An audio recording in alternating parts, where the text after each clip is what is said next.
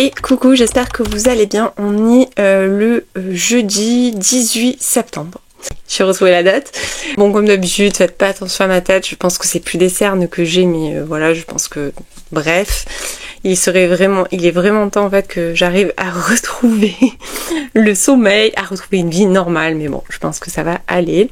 Encore une fois, je vous remercie pour votre bienveillance et pour tous vos messages. Alors, je réponds pas tout de suite, mais je lis tout, vraiment, dès que je reçois, je lis tout. C'est vrai que j'ai pas pris encore le temps de répondre à tout le monde, mais vous inquiétez pas, c'est en cours. Alors, clairement, j'ai 1 million de choses à vous dire. Déjà, j'ai fait pas mal de réceptions. Alors, notamment, j'ai reçu le Pumpkin Spice Café de Laurie Gilmore, donc c'est le premier volet de cette série. Alors le livre il est juste dingue, je sais pas si vous arrivez à voir mais il y a plein de refins, les petites feuilles sont en doré un petit peu surbrillants. Vraiment l'objet livre est absolument sublime. Alors on avait aussi le petit marque-page et deux petits autocollants, j'arrive pas à parler aujourd'hui. 2 petits autocollants, bon, pour mon addiction stickers, c'est parfait. Et le petit marque-page. Alors, il y avait aussi le communiqué de presse. Comme d'habitude, tout ce qu'on trouve dans les livres. Ça commence mal aujourd'hui. Alors, pour tout vous dire, j'ai déjà quasiment terminé, puisqu'il me reste... Voilà, il me reste juste ça. Franchement, j'adore. Je suis beaucoup trop fan. C'est hyper cosy. Donc, on va faire la rencontre de Jenny, qui hérite du Pumpkin Spice Café de sa tante, qui a décidé de prendre la retraite et qui l'a légué à sa nièce. C'est une aubaine pour elle, puisque elle a vécu quelque chose d'assez difficile. Elle a tout quitté. En fait, elle habitait dans une grande ville. Elle a tout quitté, puisque son patron, pour qui elle travaillait depuis des années, avec qui elle était assez proche, est mort d'une crise cardiaque et ça l'a menée à réfléchir. Donc elle va s'installer à Arbor, si je me trompe pas, à Dream Arbor. Et donc vous l'aurez compris, c'est une petite ville. Donc ça, j'adore, vraiment, je suis vraiment trop fan. Donc c'est une petite ville. Tout le monde s'occupe de tout le monde, tout le monde se mêle un petit peu de la vie de tout le monde. Et la première rencontre qu'elle va faire, en fait, ce n'est autre que Logan, le fermier du coin. La rencontre, elle est assez particulière au départ puisqu'elle le prend pour un intrus, donc elle arrive avec une grosse batte de baseball, sauf que lui, en fait, il vient juste lui livrer les légumes frais pour qu'elle puisse faire, enfin les légumes et les fruits pour qu'elle puisse faire ses smoothies. Bon, enfin, bref, voilà un petit peu le pitch. Moi, j'aime beaucoup l'histoire. Il y a une petite énigme. Ça me fait penser. Alors, c'est pas. Pourtant, il me semble pas que ce soit un cozy mystery, mais ça me fait penser à un cozy mystery un petit peu. Alors, même s'il n'y a pas de mort, mais on est vraiment dans ce truc-là, puisque il y a quelqu'un qui s'amuse à saboter en fait et à lui faire peur à Jamie pour qu'elle quitte et qu'elle vende en fait le café. Vous l'aurez compris, une histoire va naître entre le joli fermier et la tenancière du café. Et c'est une histoire un petit peu compliquée puisque lui, il a vécu quelque chose d'assez marquant. Il a vécu une histoire qu'il a un petit peu mis à terre avec une jeune femme. Et du coup, il est assez sur la réserve. Et elle a aussi quand même une certaine retenue. J'aime beaucoup trop, donc il y a plein de petites histoires, tout le monde s'occupe de la vie de tout le monde. L'ambiance est cosy à souhait, c'est vraiment le genre de roman qui fait du bien. Et tout en sachant qu'il y en a 2 autres de prévus, donc il y en a un qui doit sortir le 21/10 et un qui doit sortir le 5 novembre. Donc il y a la librairie Cinnamon Roll et ensuite j'arrive pas à lire parce que je n'ai pas mes lunettes, il faut que j'aille les chercher parce que sinon je vais pas pouvoir continuer cette vidéo. Mais clairement je dois dire que j'adore cette saga. C'est une saga qui a eu beaucoup de succès dans son pays d'origine et qui était beaucoup attendue et franchement je comprends pourquoi. Alors tout le monde dit que ça fait penser à Gilmore Girl. Bon moi personnellement je n'ai jamais vu cette saga, ne me jugez pas, vous le savez je regarde très peu la télé. Mais moi, j'ai retrouvé un petit peu ce que j'aime dans Virginia River, c'est-à-dire ce côté petite ville, ce côté les histoires de tout le monde, voilà, toutes ces choses-là. Donc je suppose que dans les autres tomes, on va s'intéresser à d'autres personnages, je présume. Et franchement, j'adore, je vous le recommande. Si vous avez envie d'une lecture cosy pour entrer tout doucement dans l'automne, moi personnellement, je crois que je vous l'ai déjà dit, mais j'ai pas du tout envie de rentrer dans l'automne. Je suis pas une fille de l'automne, je suis une fille du printemps, je suis une fille de l'été, mais certainement pas de l'automne et de l'hiver. Donc voilà, si vous avez envie, franchement il vaut vraiment le coup. Je pense que le tapage est mérité. Voilà, des fois j'ai un peu peur quand des livres comme ça ont été où il y a eu beaucoup de tapage, je me dis bon, est-ce que c'est vraiment mérité ou pas? Mais oui, franchement c'est vraiment mérité. Donc je vous le recommande. Je suis allée récupérer mes lunettes parce que sinon ça va pas le faire. Alors ensuite j'ai 2 réceptions de chez Faubourg Marigny à vous montrer. Alors une que j'ai reçue il y a un petit moment déjà, je l'avais reçue je crois courant d'été, je sais plus exactement quand. Il s'agit du prochain livre de Sarah Penner, La malédiction des sorcières de la mer. Alors celui-là je l'attends avec impatience, donc il sort apparemment le 2 octobre. Moi je lis ce qu'il y a écrit derrière. Aven Ambrose est archéologue nautique. Tout juste arrivée dans le magnifique village de Positano, elle est amenée à enquêter sur les mystérieuses épaves de navires enfouis dans les eaux turquoises de la côte amalfitaine. Cependant, elle espère trouver plus que de vieux artefacts. Aven est secrètement en quête d'un trésor inestimable que son défunt père a repéré lors de sa dernière plongée. Mais à son arrivée, d'étranges malheurs commencent à s'abattre sur la ville. Et après on a une partie dans le passé. Je vous lis pas la totalité de la 4e de couverture parce que je trouve je trouve toujours qu'elles sont un petit peu trop spoilantes. Donc moi j'ai beaucoup trop hâte de me plonger dedans, ça sera une de mes prochaines lectures puisqu'il sort le 2 octobre, mais avant je vais lire la publication du mois de septembre qui n'est autre que L'Ange d'Auschwitz d'Elie Mead. Alors déjà la couverture est beaucoup trop belle, vous l'aurez compris, c'est un livre sur les camps de concentration, mais il y a une double temporalité. Je ne vous lis pas la 4e parce que je vais l'attaquer aujourd'hui, donc j'ai pas du tout envie de la lire, mais je vous en reparlerai très certainement dans ce vlog en début de semaine. Ensuite, j'ai reçu le livre perdu d'une pirate de l'Edelweiss de Brianna Labusque. Donc ce livre est sorti en grand format l'année dernière aux éditions HarperCollins dans la collection Au gré du monde. Et j'avais déjà très envie de le découvrir. Donc je l'ai demandé en poche. Et je pense que je vais essayer de le lire rapidement. Enfin comme tous les livres qui me font envie dans ma pile à lire. Et enfin, j'ai reçu le dernier train pour Kamakura de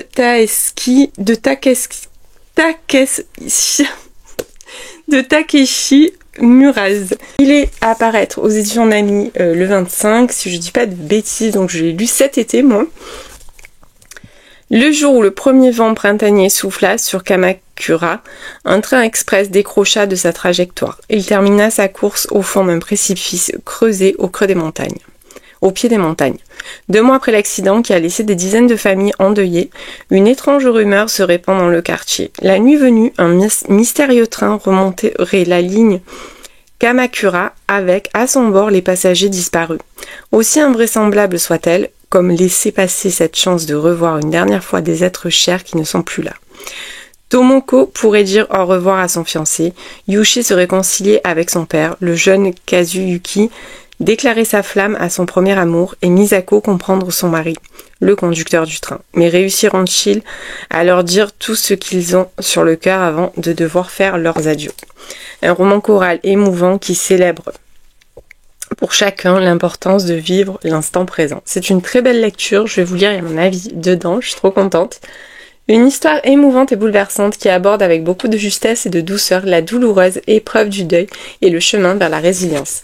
Alors c'est une lecture quand même qui va vraiment soulever vos émotions parce que effectivement on va plonger un petit peu dans la peine des gens quelque part qui ont perdu un être cher dans cet accident de train. Il y a un petit côté magique puisqu'ils vont avoir la possibilité de les revoir et de pouvoir leur faire un dernier adieu, mais sans leur dire que c'est un dernier adieu. Donc j'ai trouvé ce livre très émouvant, la plume est belle. C'est vraiment le roman japonais dans toute sa splendeur, c'est-à-dire tout ce qu'on aime y retrouver. C'est-à-dire que c'est des sujets douloureux, mais c'est rempli de douceur en même temps. Donc franchement je vous le recommande, en plus la couverture elle est beaucoup trop jolie. Ensuite je vais vous montrer mon petit craquage. Alors c'est énorme, mais c'est un craquage prévu puisque c'est que des sorties. Donc il y en a 2 qui sortent aujourd'hui, il y en a un qui est sorti hier et il y en a un qui était sorti il y a quelques temps que j'hésitais à prendre qui est Campus Agenti de Lily B, donc anciennement Lily Blabla, de Tous nos lendemains, de Le soleil de minuit. Donc j'adore la plume de l'auteur, mais c'est vrai que j'avais un petit peu hésité parce que j'ai eu une petite déception avec une sortie Hugo là dont je vous avais parlé là, qui était, je me rappelle même plus du titre. Donc je m'étais dit bon celui-là est-ce que je le prends, est-ce que je le prends pas, et en fait j'ai commencé à l'audio hier puisqu'Aurélie l'a commencé. Donc j'ai commencé à l'audio et j'ai accroché direct, donc du coup je me le suis pris aujourd'hui. Donc celui-là il n'était pas forcément super prévu, mais franchement je regrette pas du tout. Ensuite je me suis pris Le vent souffle sur Little Balmoral de Sophie Jomain. Non mais regardez-moi cette couverture, je suis beaucoup trop fan. Alors du coup voilà, j'avais pas vérifié, mais dedans il y a la petite feuille qui va nous permettre de décrypter certains messages. Voilà, donc en fait il y a des messages codés et il faut passer la petite feuille dessus en fait pour décoder. Donc je l'ai vu passer, repasser, repasser. Bon déjà la couverture beaucoup trop belle. Les lectrices Charleston ont reçu une box qui est juste incroyable et je pouvais pas résister. Donc bien évidemment je me suis dit celui-là je le veux. Et donc je me le suis pris. Ensuite toujours chez Charleston, je me suis pris le Kirsty Greenwood 10 jours pour une love story. J'adore la couverture, trop jolie. Si elle n'était pas déjà morte, Delphi mourrait de honte. Elle vient de s'étouffer avec un infâme hamburger cuit au micro-ondes. Et la voilà maintenant à Evermore, dans la salle d'attente de l'au-delà, vêtue d'une abominable chemise de nuit devant un homme très séduisant. Alors qu'ils font connaissance, l'étincelle jaillit et Delphi pense avoir enfin rencontré son âme sœur. Mais catastrophe, à la suite d'une erreur administrative, il est renvoyé sur Terre, plus précisément à Londres. Heureusement, Delphi se voit offrir une dernière chance. 10 jours sur Terre pour retrouver son bel inconnu et l'embrasser. Si elle réussit, elle sera autorisée à rester avec lui. Sinon, tout ce qui l'attend est un aller simple pour l'au-delà. Alors, c'est inspiré, donc ils disent, de la série The Good Place. Alors, série que j'ai regardée, oui. Donc c'est assez rare, mais j'avais adoré cette série. Je la regardais avec mon conjoint, franchement, c'était régalé. Et j'ai beaucoup trop hâte. Depuis que je le vois, je l'ai vu annoncé en fait aux éditions Charleston. Je m'étais dit, c'est obligé ce livre, il me le faut. Et enfin, j'ai pris le tome 2 de Abyss de C.S. Kill. Alors, même si le tome 1, j'avais trouvé quand même quelques longueurs, j'avais beaucoup aimé l'intrigue et surtout le plot twist final. Donc je me suis dit, alors je lirai pas forcément tout de suite, hein, celui-là je ne sais pas, en plus c'est un énorme pavé, il fait presque 600 pages je crois encore. Ouais c'est ça, 594 pages, donc voilà, c'est pas forcément un livre que je lirai là tout de suite, mais je lirai avant la fin de l'année, c'est une certitude. Donc voilà, c'est un beau craquage, je pense que pour ce mois-ci je vais arrêter les dégâts ici. Voilà, je me suis un peu trop lâchée, mais bon, je pense que j'en ai un peu besoin en ce moment quand même. Ensuite, j'ai terminé le tome 2 de la saga Léonide Petrov, donc l'âme d'une reine de Nanou Adé, paru aux éditions Eden, avec ce magnifique jaspage, je vous le remontre là. Cette saga, cette duologie pour moi, c'est un coup de cœur. J'adore l'univers que l'auteur a créé. Ici, on reprend exactement là où on s'est arrêté, avec même le petit bonus d'avoir... on a un chapitre, on retrouve un chapitre précédemment dans Léonide. Donc qui nous remet vraiment dans le bain de ce qui s'est passé à la fin en fait à la fin du tome 1. Donc l'univers ici, il est très simple, on est dans la mafia, on est en Russie, on va suivre Anna. Donc Anna, son plus grand bourreau, c'est son père, puisqu'il la tenait prisonnière. Il lui faisait vivre un véritable enfer, jusqu'au jour où il décide en fait de se servir d'elle et de l'envoyer en Russie, chez son plus grand ami, Léonide, dit le prince des enfers, qu'elle surnomme d'ailleurs le démon, et il l'envoie là-bas pour qu'elle cherche des preuves de choses qu'il voulait découvrir en fait sur la famille Petrov, pour récupérer... bien évidemment le marché. Alors ici, bien évidemment, on est dans la mafia, donc c'est drogue, armes, voilà, je vous passe les détails. On est dans une dark romance, comme je vous l'ai déjà dit. Mais même si c'est une dark romance, alors il y a des scènes atroces dans celui-là, puisque Anna va se faire enlever et elle va se faire torturer. Donc voilà, je préfère vous prévenir. Donc il y a quand même des scènes où l'auteur ne nous ménage pas. Entre Léonide et Anna, les rapports sont consentis, même si des fois il abuse un petit peu, mais voilà, c'est dans le jeu de l'histoire, il n'y a rien qui est... Moi personnellement, il n'y a rien qui m'a choqué. Le gros point fort de cette duologie, c'est premièrement la plume de Nanou Adé et deuxièmement l'univers et le fond de famille. Le Found Family, il est incroyable puisqu'il s'étend à son autre saga, donc qui est Dynasty Ariston. Donc ça, je crois que je vous l'avais déjà dit. Mais vraiment, c'est incroyable le parallèle qu'elle a réussi à faire entre ces deux univers qui sont complètement différents. Puisque dans Dynasty Ariston, on est dans un milieu millionnaire, on est dans un milieu un petit peu strass et paillettes, on va dire. Alors pas vraiment strass et paillettes, mais je veux dire, on est dans un milieu de riches avec voilà, des choses complètement différentes. Et là, on est dans un milieu très très sombre, dans la mafia russe, où les Russes, voilà, c'est pas forcément le Léonide, il est pas forcément toujours très rigolo. On l'aime et on le déteste, on adore le détester, je pense. Le truc qui est incroyable dans cette duologie, c'est l'évolution des personnages, que ce soit Anna ou Léonide. Vraiment, l'évolution des personnages, elle est dingue. Alors bien sûr, Léonide reste Léonide, le prince des enfers, hein, on va pas se mentir non plus. Mais moi, je trouve qu'il a très très bien évolué.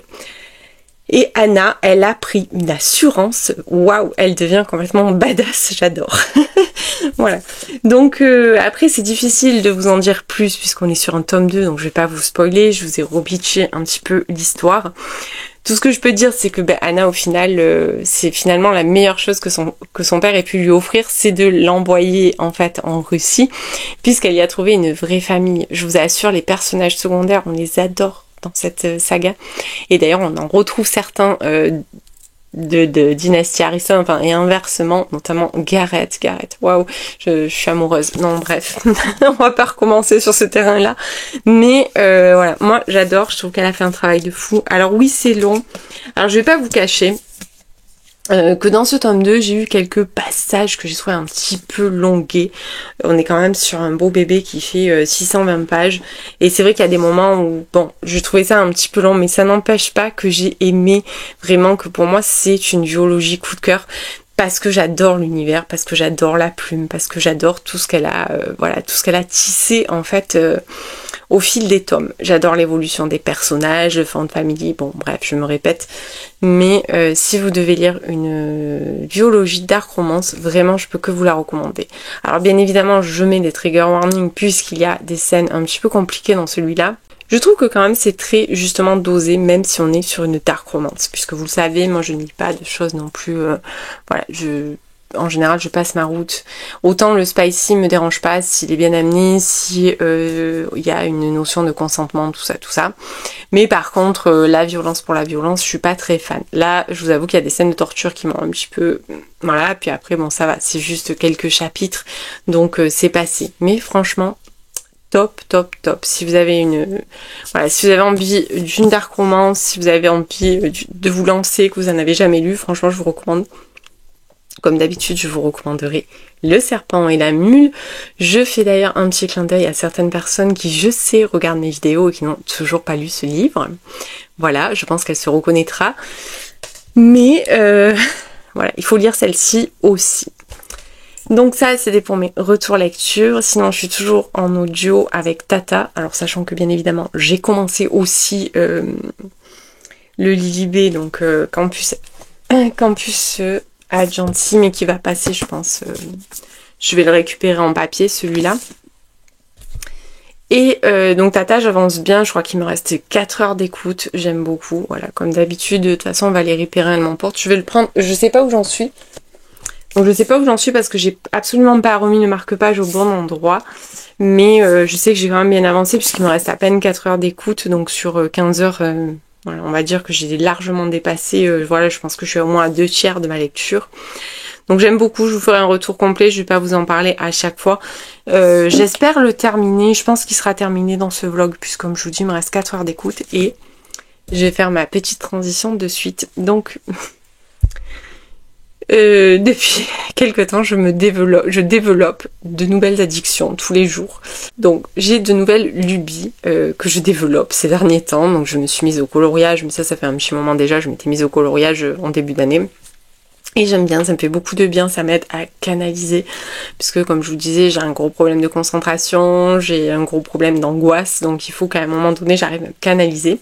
Bon, je fais du journaling, mais ça, c'est des choses que j'ai toujours plus ou moins fait, alors même si j'avais pas de journal de lecture, j'ai toujours aimé bricoler des petits trucs, des marque-pages, sur des carnets, faire des pages comme ça. Bon, c'est des choses que j'ai toujours fait. À une époque, je faisais même ça sur des sur des petites toiles où pareil je faisais voilà du collage, enfin bon bref. Et là depuis quelques jours je dis à mon conjoint, je dis j'ai envie de faire du pulse. Alors ne me demandez pas pourquoi, j'en faisais beaucoup quand j'étais ado, des pulse, mais depuis j'en ai plus jamais refait. Et quand je suis allée à Cultura, parce que c'est ma deuxième maison en ce moment, quand je suis allée à Cultura, j'ai vu qu'ils faisaient une promotion, en fait, un acheté, un offert. Donc, pour le coup, je me suis pris... Donc, hier soir, mon mari, il me dit, tu m'as saoulée, va prendre tes pulses demain. Il me dit, vas-y, parce que là, c'est bon, tu vas pas m'en parler tous les jours. Donc, je me suis pris 2 pulses. J'ai pris un 1000 pièces. Alors, c'est peut-être pas votre style, hein, mais moi, j'aime bien ce genre de paysage. Il y a le reflet. Et j'ai pris celui-là en 1500 pièces. Alors, je n'en ai pas... Alors, je pense qu'ils vont être durs, hein, quand même. Je me suis pas lancée dans quelque chose de très simple, hein, pour me remettre à ça. Mais je me suis dit, j'allais commencer par le 1000 pièces. Donc, je vais sûrement commencer celui-là aujourd'hui. Je vais l'ouvrir, d'ailleurs. Voilà, j'avais très envie, donc et je pense que ça va vraiment me canaliser, et surtout je peux écouter un livre audio en même temps. Donc ça c'est plutôt cool, puisqu'en ce moment j'apprécie vraiment la lecture audio. Donc je pense qu'aujourd'hui je vais arriver même à finir Tata, puisque si je m'attaque à ça, à mon avis on va me perdre. Alors c'est vrai que... Attendez, je fais du bruit une bonne fois pour toutes.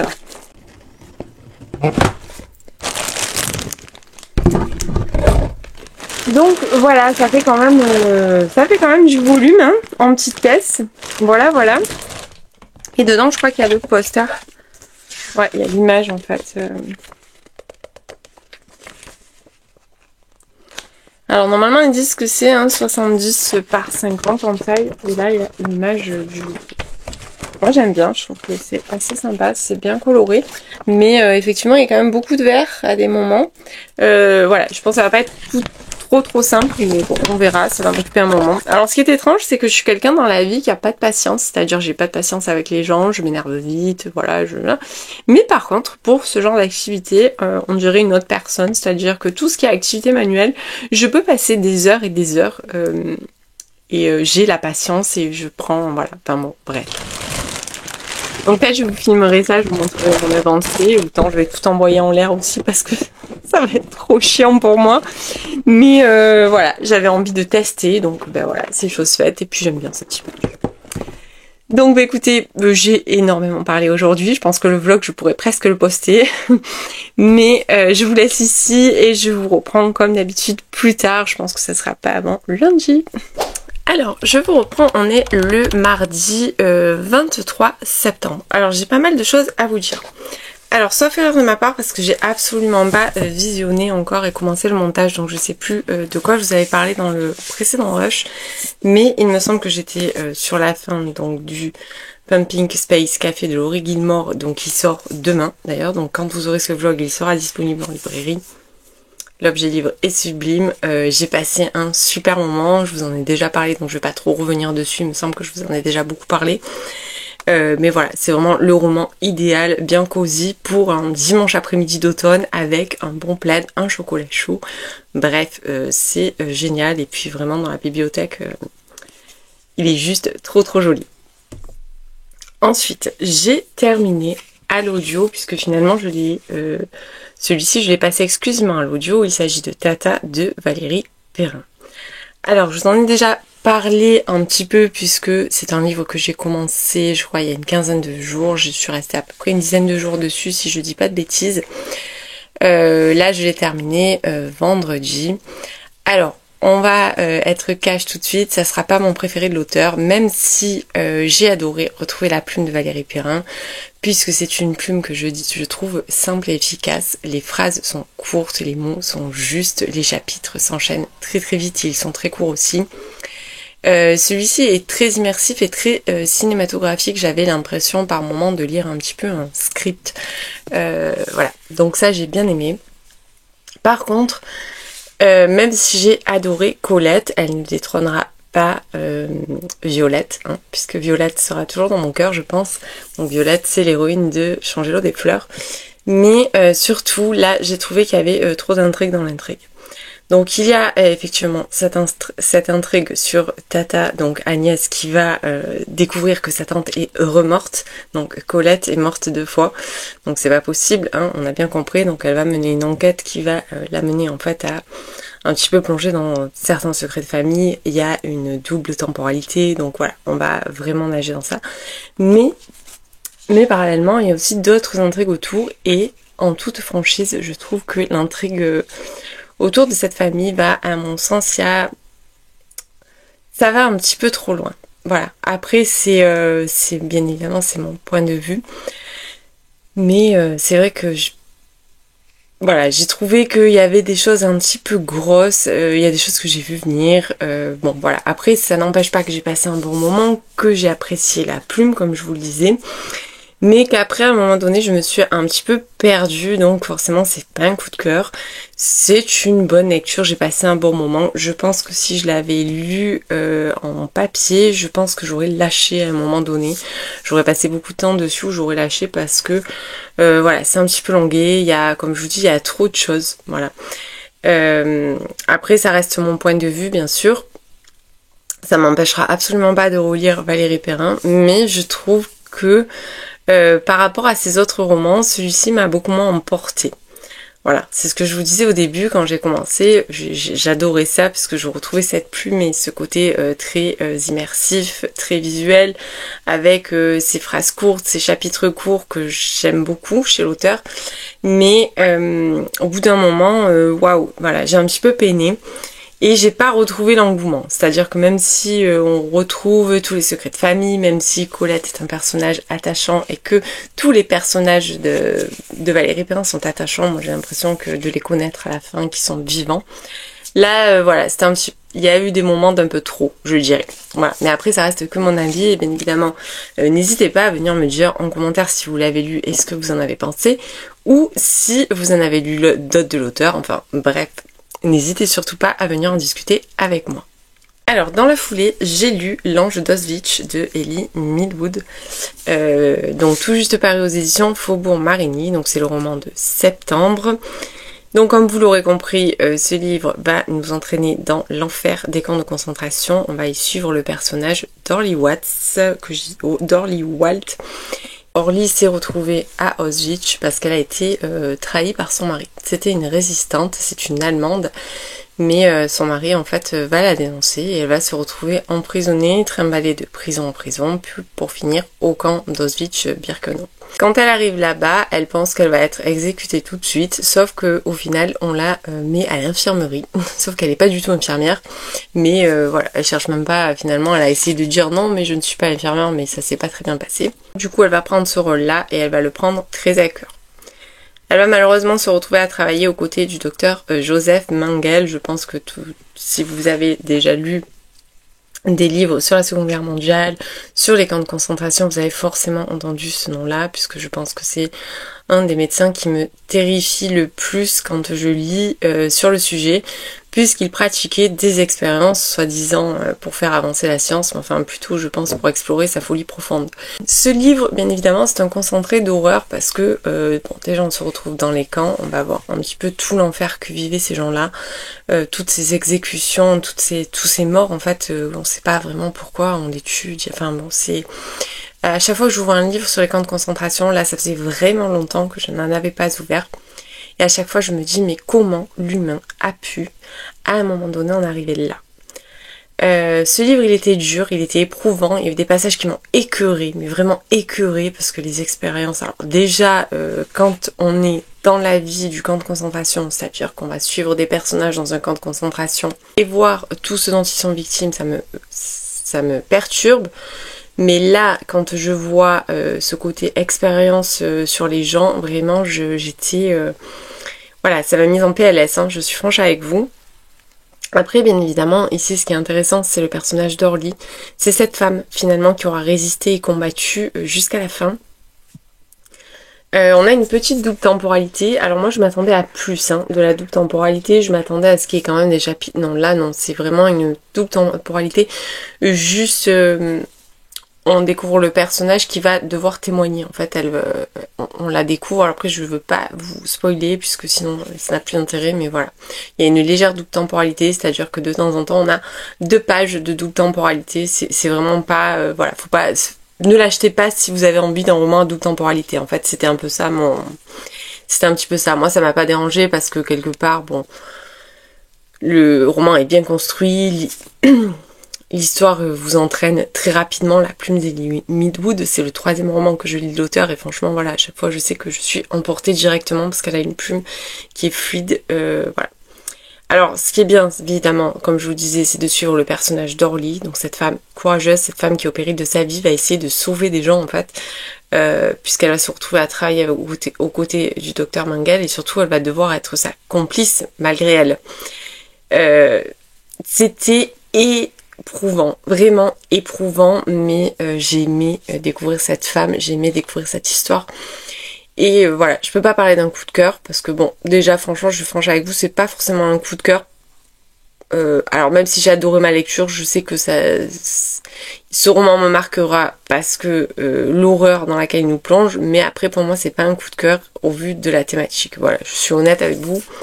J'ai du mal un petit peu, même si j'ai ressenti beaucoup d'émotions, voilà, je suis pas sur un coup de cœur. Mais c'est une très bonne lecture si vous aimez lire sur le sujet. Par contre, je vous préviens, c'est très éprouvant puisque vraiment on va plonger au cœur de l'horreur, mais vraiment de l'horreur comme je crois pas que j'en avais déjà lu aussi. Avec Le lilas ne refleurira qu'après un hiver vigoureux de Martha Hall Kelly. C'était atroce, pareil, on était un petit peu dans la même ambiance avec pareil des expériences sur les détenus, tout ça, et ça m'avait à l'époque terrifiée. Donc voilà, si vous avez envie de découvrir une jolie plume et que vous n'avez pas encore découvert Ellie Midwood, bien évidemment je peux que vous la recommander. J'ai adoré La fille à la robe rayée. Voilà, vraiment je l'avais adoré ce roman. Donc si vous avez envie de découvrir un petit peu la plume de l'auteur, sachez que bon, on est toujours sur un petit peu sur la même thématique en explorant la Seconde Guerre mondiale, mais La fille à la robe rayée, moi vraiment j'avais adoré ce livre. Donc voilà, je vous le recommande si vous avez envie de découvrir la plume mais que vous n'avez pas forcément envie de vous lancer dans quelque chose comme ça. Voilà. Alors sinon j'ai aussi terminé Campus Agency de Lily B, alias Lily Blabla, Queen of Mind, qui est le premier volet d'une trilogie. Bon alors déjà on va s'arrêter sur la couverture que je trouve quand même assez étrange. Alors autant j'aime bien les illustrations de Lily Blabla, mais là je dois avouer que ça me perturbe un peu qu'ils aient pas de visage. Voilà. Bon, c'est un peu perturbant. Alors, ce livre, au départ, j'avais pas prévu forcément de le prendre, même si j'adore l'auteur, parce que j'ai un peu de mal en ce moment avec les romances universitaires. Et puis finalement, je me suis laissée tenter parce que j'adore la plume de l'auteur, et j'ai bien fait puisque j'ai adoré cette lecture. On va faire la rencontre de Maddie. Maddie, elle est, entre guillemets, comportementaliste, c'est-à-dire qu'elle a ce don un petit peu inné, qui lui permet de décrypter les gens, de savoir ce qu'ils ressentent, de découvrir du coup des choses qu'ils pourraient cacher. Et elle a ce don-là. Du coup, elle en a profité avec une copine à elle. Elles ont monté une petite société qui s'appelle l'Agence et elles viennent en aide à d'autres étudiants notamment qui ont des problèmes à résoudre. Alors ça peut être des filles qui pensent que leur mec est infidèle, ça peut être des élèves qui ont des problèmes avec les professeurs, enfin bref, tout un tas de choses. Je vais faire la rencontre de Cameron, mais c'est une rencontre un petit peu électrique puisque Cameron va lui voler la dernière place à un cours de psychologie d'un professeur qui s'appelle Liam, je sais plus comment. Bon, enfin, c'est pas très important. Donc, il va lui voler la place à ce cours qu'elle voulait absolument suivre, puisque lui, il est sportif et qu'on lui a dit que ce cours-là pourrait lui rapporter des points pour qu'il maintienne un petit peu son niveau scolaire et en même temps sa carrière sportive. Donc, autant vous dire qu'elle le déteste cordialement. Sauf que Cameron, finalement, ce cours ne va pas lui porter bonheur de lui avoir volé sa dernière place, alors qu'il sait même pas, au final, qu'il lui a volé la dernière place. Mais enfin, bon, bref, elle le déteste quand même, elle lui fait bien payer. Le professeur semble le détester et il ne sait pas pourquoi puisqu'il ne le connaît pas et il n'en a jamais entendu parler. Donc tous les copains en fait de Cameron lui disent il faut absolument que tu fasses appel à l'agence pour qu'elle t'aide à résoudre ce problème et que tu arrives à comprendre pourquoi en fait le professeur te déteste parce que tu vas finir par perdre ta place au sein de l'équipe puisque tu dois fournir des résultats scolaires et que les résultats scolaires sont pas au rendez-vous. Donc de là commence l'histoire, il va un petit peu batailler pour que Maddie accepte de l'aider, puisque voilà, elle le déteste, mais tout le monde va les aider, tout ça. Bien évidemment, on sent dès le départ que Cameron, par contre, il adore Maddie beaucoup, beaucoup, beaucoup, beaucoup. Donc il tombe amoureux en premier, et ça, moi j'ai trouvé ça trop mignon, par contre, vraiment. Après, ce qui m'a vraiment plu dans cette histoire, c'est ce côté agence avec l'étude du comportement, avec toutes ces choses-là. Puis découvrir aussi l'histoire de nos deux personnages. Notamment l'histoire de Maddie. On va comprendre pourquoi elle a ce don, pourquoi elle a cette capacité et comment elle a réussi à la développer. Et j'ai trouvé ça super touchant. Et l'histoire de Cameron m'a aussi beaucoup, beaucoup touchée. La romance, j'en aurais voulu un peu plus. Je suis franche avec vous, même si c'était très mignon, qu'il tombe amoureux en premier, qu'elle finalement, voilà, elle va se laisser prendre au charme aussi.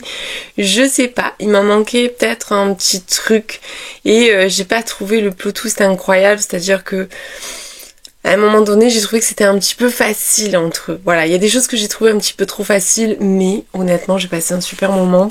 Et bien évidemment, je lirai le tome 2 puisqu'on a un petit chapitre à la fin qui nous donne vue sur ce qu'on va découvrir dans le tome 2. Et franchement, j'ai trop hâte, j'adore. Voilà, franchement, j'aime beaucoup cette saga. Je sais que voilà, je lirai la trilogie en entier. Et je regrette pas du tout finalement de m'être laissé tenter, même si c'était une romance campus, puisque franchement j'ai trouvé ça très bien fait et ça change de l'ordinaire. Voilà, donc vraiment si je dois retenir un truc, c'est que c'est une romance universitaire originale. Et sinon hier j'ai commencé, c'est un peu à la chaîne aujourd'hui, hein, voilà. J'ai commencé 10 jours pour une love story de Kirsty Greenwood, paru aux éditions Charleston, donc il est tout juste sorti, mais je crois que je vous l'ai montré en début de vlog puisque je viens tout juste de l'acheter. Je suis vraiment à la fin, hein, il me reste une 50aine de pages et j'adore. Donc ici, on va faire la rencontre de Delphi. Delphi, elle meurt en mangeant un hamburger, elle s'étouffe. Et en fait, elle va atterrir à Evermore et donc elle va faire la rencontre de Maddie qui est soi-disant, je sais plus, la psychologue de l'au-delà. C'est super drôle, c'est hyper déjanté, il y a plein de refs, de livres, de séries, de films.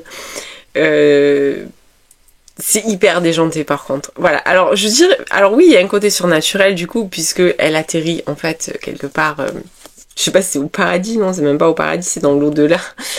Evermore, c'est dans l'au-delà, donc elle atterrit là, et en fait elle va réussir à négocier pour revenir sur Terre. Sauf que elle a 10 jours en fait pour qu'un certain Jonah tombe amoureux d'elle et l'embrasse. Ce soit lui qui l'embrasse, c'est pas elle qui doit l'embrasser, sinon elle reviendra à Evermore et elle sera définitivement morte. Donc Delphi est de retour sur Terre. Ça va être une vraie course contre la montre puisqu'elle n'a absolument aucun élément pour retrouver ce Jonah, donc c'est un petit peu comme chercher une aiguille dans une botte de foin. Au final, en fait, c'est une nouvelle vie pour elle puisque Delphi c'était quelqu'un de très renfermé, c'est quelqu'un qui a subi un petit peu du harcèlement scolaire, c'est quelqu'un qui a pas forcément d'attache, d'amis, sa famille la calcule pas. Le seul lien qu'elle a vraiment, en fait, c'est son vieux voisin, Monsieur Yoon, dont elle va s'occuper tous les jours, mais il est muet. Voilà. Donc je trouve ça rafraîchissant, divertissant. Comme je vous dis, c'est drôle, ça se lit très très vite. Je l'ai commencé hier matin. Franchement, on voit pas les pages défiler, ça va vraiment très très vite. Je vous en parle pas plus, je vous ferai un retour complet dans le prochain vlog.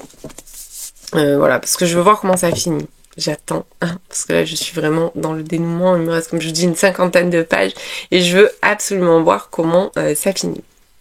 Voilà, donc j'ai été coupée, mon téléphone a sonné, bon peu importe, donc je vous disais, je vous ferai un retour complet dans le prochain vlog. Je pense que celui-ci va déjà être pas mal long, sinon je vous avais dit que je vous filmerai le puzzle, bon il est là-bas mais j'ai pas beaucoup avancé, alors j'ai fait tous les contours, j'ai commencé, mais j'ai pas trop eu le temps. Hein. À vrai dire, ça a été un petit peu mouvementé ces derniers jours. Donc j'ai pas forcément eu trop le temps de me poser dessus, mais j'ai trop hâte de m'y remettre. Franchement, j'adore. En tout cas, je vais clôturer ce vlog ici puisqu'il est déjà bien assez long. Une fois encore, je vous remercie. Je suis vraiment très à la bourre pour répondre à vos messages, mais je vous promets, je lis tout. Et je vous remercie encore une fois pour votre gentillesse, pour votre bienveillance et pour votre soutien. J'espère que vous avez passé un agréable moment. Et si vous êtes arrivé au bout, mettez un petit nuage, puisque ça y est, c'est l'automne. Vous mettez un petit nuage en commentaire pour me dire que vous avez regardé cette vidéo jusqu'au bout et j'espère qu'elle vous aura plu. Moi, comme d'habitude, je vous dis à la semaine prochaine.